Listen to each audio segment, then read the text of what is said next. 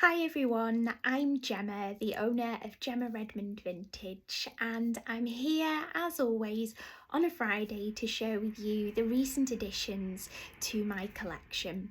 All of these pieces will be available to buy online from next week.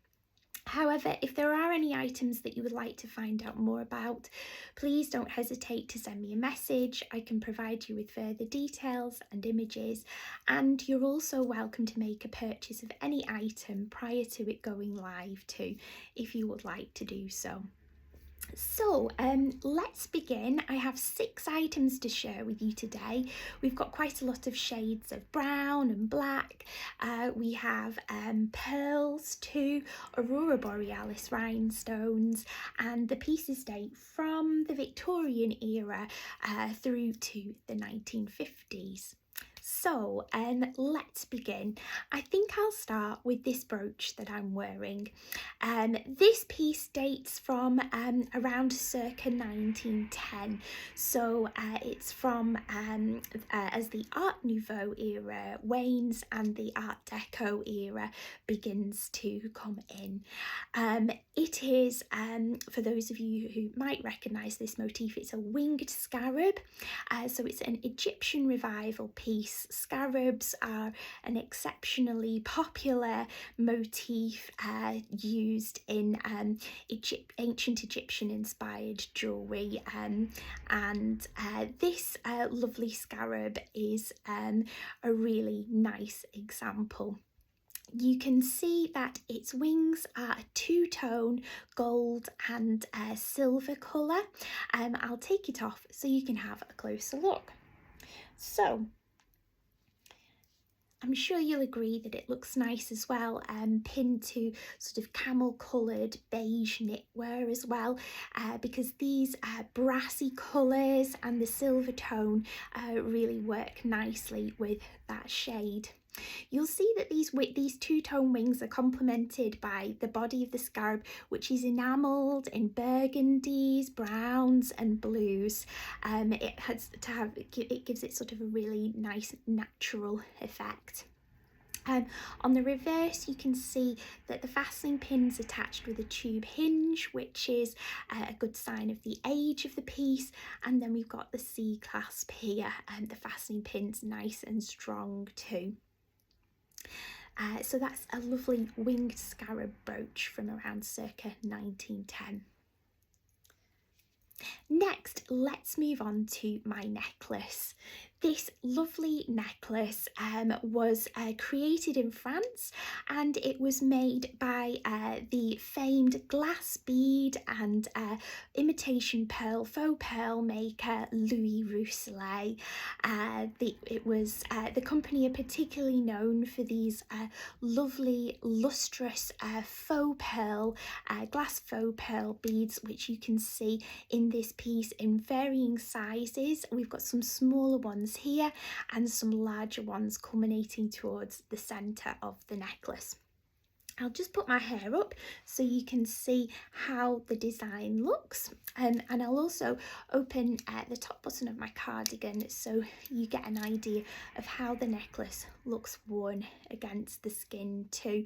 The tones of the pearls are really creamy and beautiful, I'm sure you'll agree. This piece dates from around probably 1940s, 1930s to 1940s. I'll take it off so you can have a closer look. So you can see that it opens and closes with a nice strong bolt ring, and then we have these lovely silver scroll-like links here, joining smaller pearls together with the larger pearls along the necklace too. It's a really stylish Louis Rousselet design, so wearable, perfect for layering with other pieces or wearing alone. And I'm sure many of you will agree that you can't really go wrong with a stylish pearl necklace. Next, let's go back in time to share with you these wonderful French jet pieces that I have in stock at the moment. So these earrings date probably from the mid 1800s. They are constructed, as I mentioned, from French jet or black glass.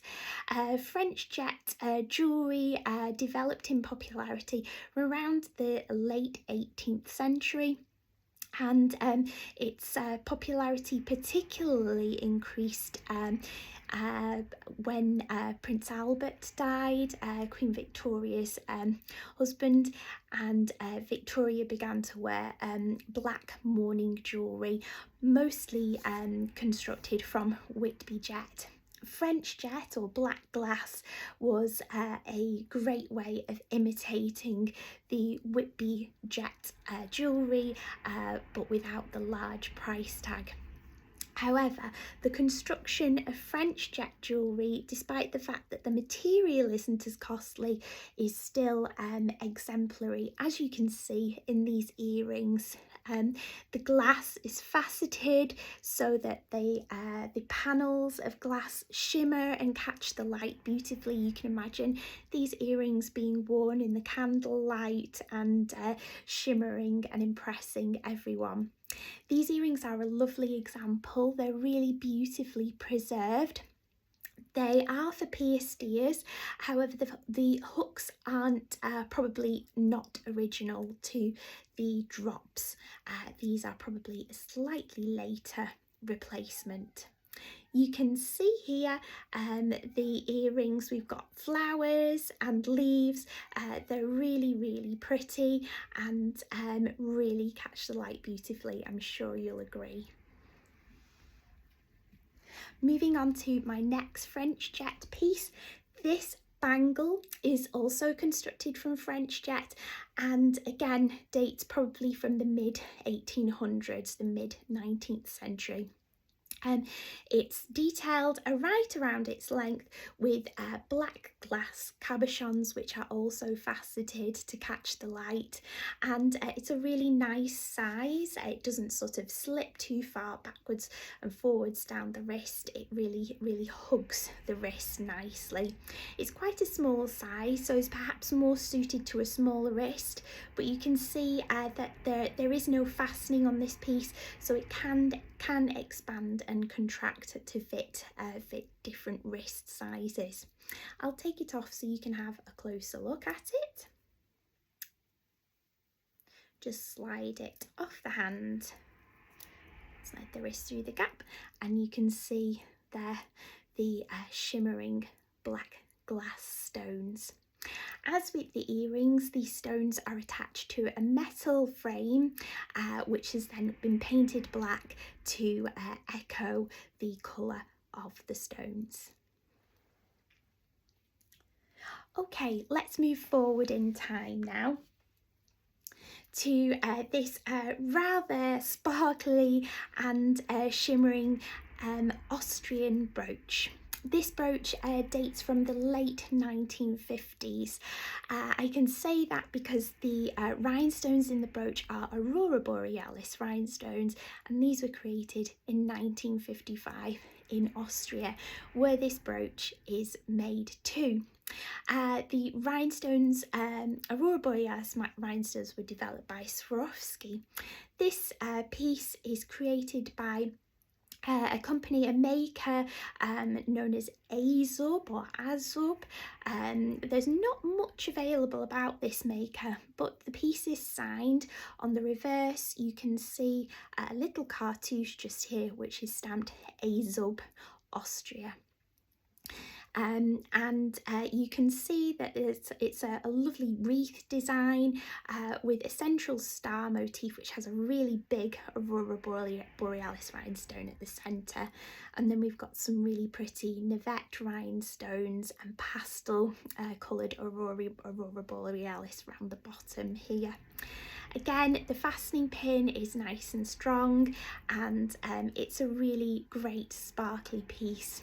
Jewellery made in Austria is really increasing in popularity at the moment. People are really recognising the quality of the designs and of course the quality of the stones too. So it's a great collecting field to get into if you're looking to to specialise in a certain area of costume jewellery that's up and coming. Finally, let's move on to some rather special earrings. I finished with some special earrings last week and I'm doing the same this week. So just let me get them straight in my hands. There we go. These earrings were created in, again, the late 1950s by the maker Otto Muller. And I have had some Otto Muller earrings in before, and those of you might remember that Otto Muller was a maker based in West Germany in the Kaufbeuren region, where a number of famed costume jewellery makers were based, producing jewellery for the likes of Christian Dior and Balenciaga. Otto Muller also created pieces for these houses alongside the likes of Max Muller and the Klein Art Company too. These earrings are a really beautiful design. You can see we've got lovely amber coloured and brown coloured stones nestled amongst Aurora Borealis rhinestones, and they have these fabulous pearl drops at their base too. The reason I know these earrings are by Otto Muller is because they are stamped with his factory mark on the reverse, which is a number 59. So I'll clip them in so you get a better idea of what they look like and you can see how beautiful they are. So the clips are nice and strong and secure. And there they are. They really are another magnificent creation from one of the renowned West German jewellery makers of the 1950s and 1960s.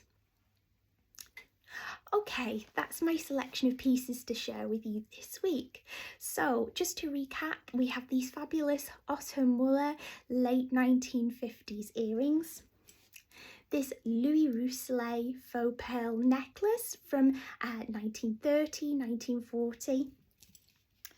This circa 1910 winged scarab brooch. This A-Zub Austrian brooch from the late 1950s. This fabulous and beautifully preserved Victorian French jet bangle.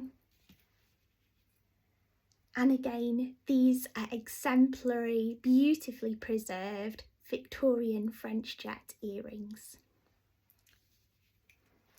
That's my selection of pieces to share with you this week. Thanks so much again for joining me, and I'll see you all again next time. Next week's new arrivals will be on a Thursday, so please stay tuned for that.